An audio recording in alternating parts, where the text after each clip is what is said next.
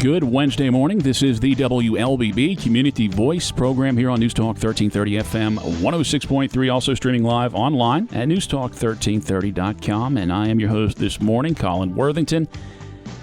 Time right now is 8:30. It's been about 12 months since the first case of COVID-19 was diagnosed in the U.S., and shortly after that, we started dealing with it here on a local level. We've tried to keep getting as many updates as we can from Tanner Health officials. This morning, we've brought in Dr. Bonnie Boles. She is the Chief Medical Information Officer for Tanner Health System. We're going to try and discuss the vaccine a little bit and maybe that new strain of COVID, which has been identified in Carroll County. It's been identified in Carroll, Douglas, and Paulding County by the Department of Public Health. Maybe Dr. Boles knows something about that locally. Maybe not, though.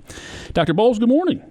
Good morning. Thank you for having me. Absolutely, and we do appreciate you coming in to keep us updated, to inform us. We've been trying to do this at least once a month and trying to mix in local news stories as well whenever there's information to share. So I do appreciate you giving us a whole half hour. And I understand it's kind of tough to fit us in for a whole half hour, but you might appreciate the chance to just sit down for a half hour too. Absolutely. Thank you. Hey, does Tanner, at this point, do they have any special events planned to answer questions for people who may have questions about the vaccine? Are you guys planning anything virtual? I mean, we're going to try and answer a lot of questions here, but you guys might have something available on your Facebook or... We do have an event coming up with Dr. Larson and myself. I'm going to be moderating that, and that is a Facebook Live event on February 9th. I'm going to verify that. I think it's February 9th, 6:30 p.m.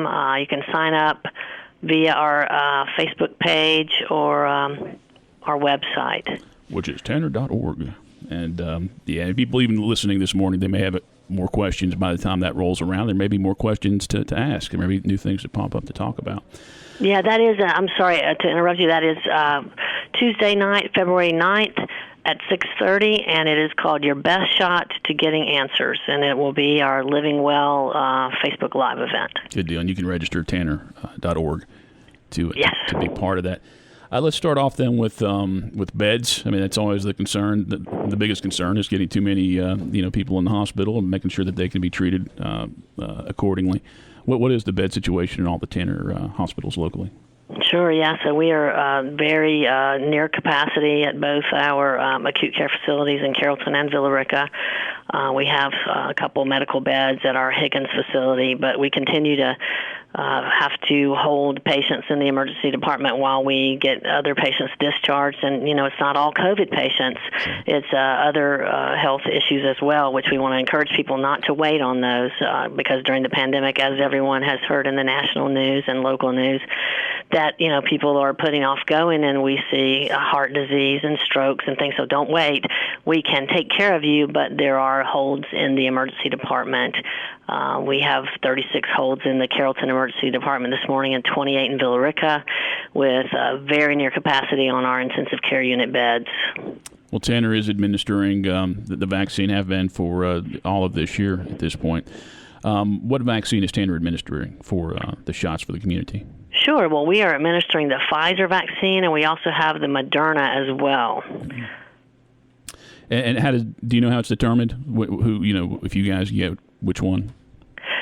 Basically, it's determined based on just availability and supply. We have a lot of the rural health clinics where Moderna was distributed to some of the rural health clinics because you could buy a smaller amount of the Moderna? Anyway, it just worked out that we tried to get our hands on all of the vaccines that we could to try to get them in people's arms and get this pandemic behind us as best we can, hopefully. So we were fortunate in that we were able to get some of both. And both Pfizer and Moderna, those are the two-shot varieties. How many have you put out so far? I think Friday you guys sent out a press release that you were approaching 7,000. That's right, and we have exceeded 7,000 as of yesterday. Okay, and we're still in the 1A plus, and that is the people over 65 and healthcare workers? Correct, people over 65, healthcare workers, and that's the 1A. That's absolutely correct. Okay. And you mentioned that you guys do have the Pfizer and the Moderna one. Is it an option for people if they get that Pfizer shot and then for whatever reason they can't meet up on a day to get another Pfizer and like they're best opportunity is to get a Moderna? Is that what about mixing those? No, that is definitely not recommended. That's a great question. If you get the Pfizer dose first, you need to get the Pfizer dose second. They're very similar in their mechanism of action. However, the Pfizer dose second booster shot is recommended at 21 days or as close to that as you can get, and the Moderna is recommended at 28 days. There's a little bit of a difference in how they work, but in general, they work the same way, so you can't really mix those. The good news is that, we're going to make sure that if you get your first dose of Pfizer at Tanner, you'll get your second dose of Pfizer at Tanner. If you get your first dose of Moderna at Tanner, you'll get your second dose of Moderna at Tanner. That's what we are doing. Okay. So is it possible that, or is it most likely that the people who already had their first shot, will they get their second shot before maybe the next group of people, like educators or, lesser ages, able to get that first shot? Yeah, it's working out to be that way because the 3 weeks for Pfizer have already gone by, and we are currently doing our second dose clinics right now. Our second dose clinic started this week.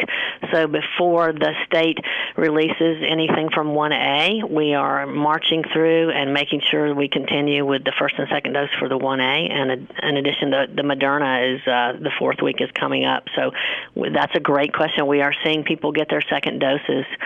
And as long as we have the supplies coming in, which we do, we are making sure that we get the first and second dose in people's arms before it goes to the 1B tier. And you and I talked about this a couple of weeks ago. There are some symptoms that are more prominent in the second shot. Some things maybe lasting 2 to 3 days. Can you talk about those? Sure, yeah, and the good news is it's very, very rare for it to last more than about 24 hours. It seems to come about 24 to 30 hours into the shot. Some soreness at the arm site of injection. Some people have had fatigue. There have been some fevers, chills, headache, but those definitely, most people describe they go to bed, they wake up the next morning, and the symptoms are gone, and they go to work. So we've had a lot of, probably about half, a little less than half of people describe that. Definitely worth it, definitely not as bad as suffering through COVID and the anxiety of wondering whether you're going to be the person that has very little symptoms or ends up in the hospital. So that's a great question. We definitely don't want people to be concerned because these are the minimal side effects. We've had no one have anything that was prolonged by any means. And after you get that second shot, what's the time frame you're looking at? Is it 3 weeks for maximum efficacy? It seems to be a little bit earlier than that. We think 10 to 14 days after the second shot that 95% immunity comes in. But, I might want to take this opportunity to just say real quickly, even though there's 95%, I think that people need to know there are many reasons to continue masking after vaccination. And I'd like to run through those if that's okay with you. I was going to ask that question, so please help us out with that. Okay, absolutely. So I got 5 top reasons to continue masking after vaccination. Number 1, no vaccine. Show. Go ahead, I'm it's sorry. It's like the Letterman show right now. The 5 top reasons for... Oh, yeah, right. That's right. No vaccine is 100%, so you don't want to be one of those 5% of people that have got 95% immunity and end up infected. The vaccine does not provide immediate protection to your point that you just made, so it needs 10, 14 days. Vaccines, we don't know for sure. There's a lot of data coming out on this, but they may not prevent you from spreading COVID, even though it protects you from becoming sick. So, like, you could get the flu shot and not get symptoms from the flu. If the virus latches onto you, you won't get sick, but you may be able to still pass that flu on to someone else. So for other people, we recommend continuing to mask until we get this behind us. 4th reason, masks help protect immunocompromised people, cancer, et cetera, because even if they get vaccinated, they may not have a robust immune response to the vaccination, and we want to protect them. And then masks protect against all strains of COVID, and I think you're going to ask me, and we can talk about the different strains we think the vaccination does thus far, but we're not sure how long that's going to hold, and we can go into detail on that. But that's the top 5 reasons to continue masking. We've got to get this behind us. Vaccination is key, but so is ongoing masking. Are there people who should not get the vaccine or get a vaccine? That is a great question. There are very few instances where people should not get the vaccine. That's going to be something that they have to talk to their doctor about. Even people with history of allergic reactions or anaphylaxis seem to be doing very, very well with this vaccine because of the ingredients in this vaccine. There's no egg in this vaccine. Pregnant women and people under the age of 18 were not tested with the vaccines that we are distributing. I think one of them maybe tested 16, 17-year-olds. But in over 7,000 vaccines that we've given with people with various histories of allergies and things, there may be 2 people that had a small amount of hives that resolved. So we are seeing that it's very safe and effective. But that's a good question. Again, if you're pregnant or breastfeeding, it is not recommended that you not get it, but it wasn't studied, and so that's a really that's an intimate discussion with the doctor and the family about whether or not that needs to happen. Dr. Bonnie Boles is Tanner's Chief Medical Information Officer, our guest on this morning's Community Voice program. Time right now is 8:41. Let me ask 2 more questions, quick questions, I think, before we do go to the break. If somebody, these are questions that people have asked me. Somebody asked, they said they didn't have any side effects at all after the first one, and wondered, is there a signal that maybe it didn't, I don't know, that it didn't take, or maybe it won't be as effective? Is that possible with the second one? If you don't have side effects at all, should you have any concern that it didn't take or it won't work? That's a great question, and that is, we're not seeing that that's the case. The study showed that antibodies were present in people that didn't really have any issues with the shots. So great question. Your body is making antibodies whether you realize it or not, and believe it or not, the older you are, the less likely you are to have any issues with the vaccine because your immune system's just not going to make a big deal out of it, but it is going to make antibodies and activate your T cells. So it does not mean the vaccine did not work. We reassure people who have symptoms, hey, that means it's working, but the converse is not true. It doesn't mean it's not working if you don't have any symptoms. And I'll credit this question to our good friend Jeff Richards. He's the prison warden here in Carroll County. He had COVID probably about 2 months ago, and then he ended up getting, law enforcement, he ended up getting the first vaccine. He was kind of curious on, is it still important for him to get that second vaccine, considering he probably does have some antibody buildup? Sure, yeah, that's a great question. We know that getting the second vaccine boosts your immune system, and one of the things about neutralizing antibodies is that they always could use some help from your T helper and T killer cells that recognize viruses and help get rid of them as well. And the vaccines help do that more so than the infection itself, and that you get that response with the booster, the second shot, not so much with the first shot, according to the virology experts. So definitely get the second shot. There you go, Jeff Richards. You heard it. Time right now is 8:43. We're going to take our first break, come back and continue our conversation with Dr. Bonnie Boles, board-certified pulmonologist, critical care specialist, and she's also Tanner's Chief Medical Information Officer. We are talking about COVID-19 and the vaccinations that are ongoing in our community. Time right now is 8:43. Community Voice brought to you by Tanner Health System, Oak Mountain Academy, here on News Talk 1330, FM 106.3. At Oak Mountain Academy, our daily schedule includes convocation, prayer, and the Pledge of Allegiance. By doing so, we build a family-like community where all students grow and flourish and personal faith is encouraged. Through community service and a historical approach to biblical study, our students are taught the value of the warrior way, honesty, respect, and responsibility. Oak Mountain Academy. We are a family creating legacies. To learn more, visit oakmountain.us.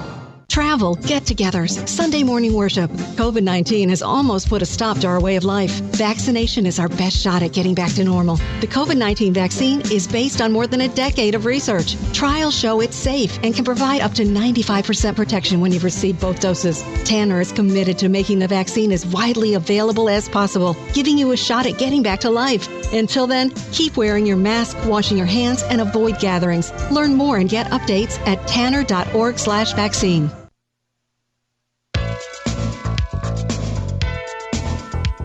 It is now 8:44. Welcome back to the WLBB Community Voice here on News Talk 1330 FM 106.3. Also streaming live online at newstalk1330.com. I'm your host, Colin Worthington. Our guest is Dr. Bonnie Boles. She is Tanner's Chief Medical Information Officer. Appreciate her joining us this morning. Got another question. This one is Steve Graddick's question. If you get the vaccination for the current strain, or for the, let's say, the initial strain, and we do believe at this point it's able to fight the UK strain, and I believe there's no proof at this point that the South African strain is stronger than the vaccination. But how long will that last? Does that vaccine take care of you till next year, till there's a fourth strain that we just have to test and see if it works? How long can you expect that to take care of you and prevent you from getting COVID? Yeah, that's a great question. I don't think that anybody really knows yet how long our immunity will last. I think the best way to approach this is that the more people that are immunized and the more people that can mask up so that we can stop this from being a pandemic and try to get it downgraded to a virus like the common cold somewhere in the future, that's going to be our best bet at getting back to our normal lives. So whatever the time is that we have immunity, even as different strains come out, that is going to be better than nothing, obviously. And if it is 50% or 69% or 72% effective versus 95%, again, that is something. And these are efficacy studied in a lab, and we don't know how that translates to population effectiveness. We think that sometimes there may be more effectiveness than we see in the lab. The other point is a great one that you mentioned. There may be some modifications, and just like the flu shot gets modified every year, there may be some modifications, and we may get boosters of this in the future until we get it under control and get back to normal. But the jury's still out on that, honestly. Most likely, I mean, these are vaccinations we have to get every year, but like you said, we may not have to take 2 next year. I mean, there could be so many changes. You're absolutely right. That would be the goal, not 2. Yeah. Yeah. Dr. Bonnie Boles, our guest on this morning's Community Voice program. Would you remind us about that event one more time, just in case people are tuning in? You guys are going to have a special event to answer questions for those who may have questions about the vaccine. You guys are doing it on, I think, your website and Facebook next week. Yes, absolutely. Thanks for that, because we really want people to join us Tuesday, February 9th at 6:30 p.m., and you can register at tanner.org, and that's going to be a live Facebook event. We'll be taking questions through the chat. Dr. Laura Larson will be really the superstar of that. I'm there for support and to help moderate, so that'll be an exciting event, and we hope to take any rumors, questions, concerns, and really try to help people understand that. Department of Public Health confirmed on Monday.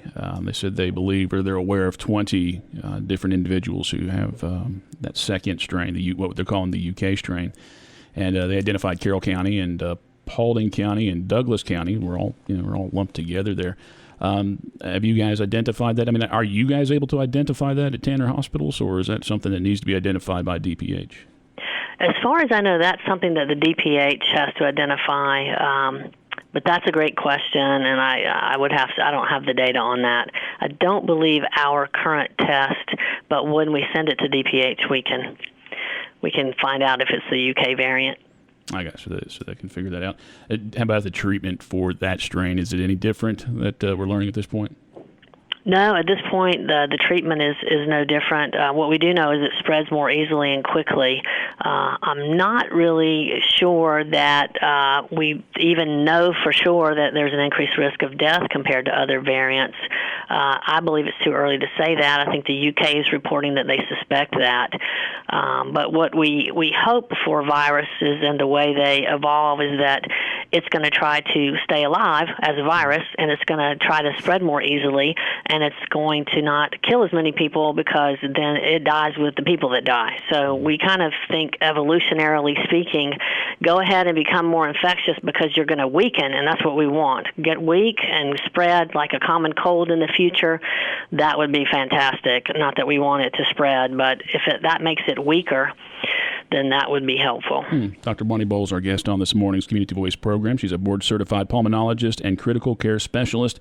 She's also Tanner's Chief Medical Information Officer. Time right now is 8:49. We're going to come back and wrap our program up after this final break and continue talking about just pull out some questions about the vaccination and side effects and whatever else we can throw out there at Dr. Boles this morning. Time right now, again, is 8:49. Community Voice brought to you by Tanner Health System, Oak Mountain Academy, here on News Talk 1330, FM 106.3. Travel, get-togethers, Sunday morning worship. COVID-19 has almost put a stop to our way of life. Vaccination is our best shot at getting back to normal. The COVID-19 vaccine is based on more than a decade of research. Trials show it's safe and can provide up to 95% protection when you've received both doses. Tanner is committed to making the vaccine as widely available as possible, giving you a shot at getting back to life. Until then, keep wearing your mask, washing your hands, and avoid gatherings. Learn more and get updates at tanner.org/vaccine. At Oak Mountain Academy, our academic excellence shines through innovation and a personalized educational experience.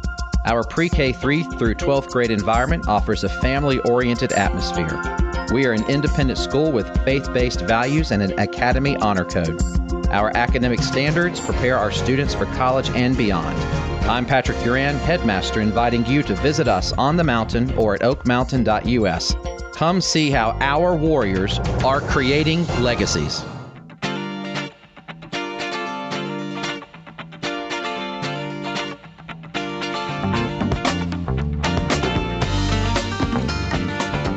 Time right now is 8:51. Welcome back to the WLBB Community Voice here on News Talk 1330 FM 106.3, streaming live online at newstalk1330.com.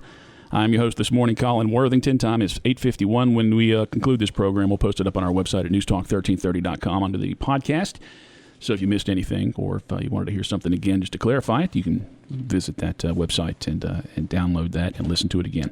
Our guest this morning is Dr. Bonnie Boles. She is the Chief Medical Information Officer for Tanner, also a board-certified pulmonologist and critical care specialist. We're primarily focusing on the vaccine and potential side effects of the vaccine, and also, of course, the COVID-19 virus and the different strains.